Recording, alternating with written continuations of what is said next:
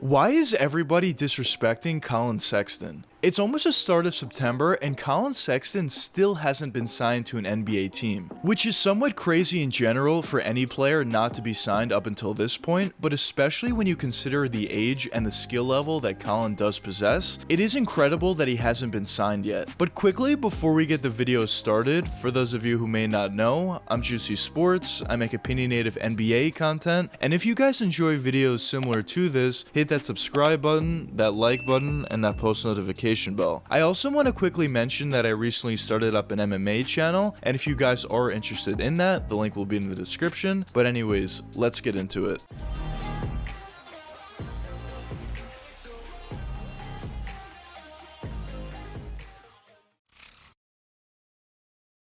Collin Sexton was drafted with the number 8 overall selection in the 2018 NBA draft by the Cleveland Cavaliers. And originally when Collin was drafted, he was seen as a pretty high-level scorer in college, and at the next level in the NBA, that scoring ability should translate relatively well. And in Collin's rookie season, that's more or less what we saw from him. He averaged around 17 points per game on 43% shooting from the field, 2.9 rebounds, and 3 assists per game as well. And although there were definitely a couple different concerns about Collin after his rookie season, like his efficiency numbers alongside with the lack of passing and playmaking ability, there still was a lot to like after his rookie season, as he did prove the ability to score at the next level in the NBA, and he was able to do so in a wider range of ways. But now moving on to his second season, he improved his stats across the board, averaging 20 points per game on 47% shooting from the field, 3.1 rebounds, and 3 assists. The season after that, during the 2020 season, he actually had the best season of his career, where he averaged 25 points per game on 47% shooting from the field, 3.1 rebounds, and 4.4 assists. And I mentioned this in a lot of my videos, but whenever you talk about young players, you want to see that progression. Even if it isn't necessarily huge progression, if you just see some little improvements to certain aspects of their game season after season, that's a very promising sign, because what that tells you, more so than anything else, is that player is a hard worker. And at the next level in the NBA, everybody's extremely talented.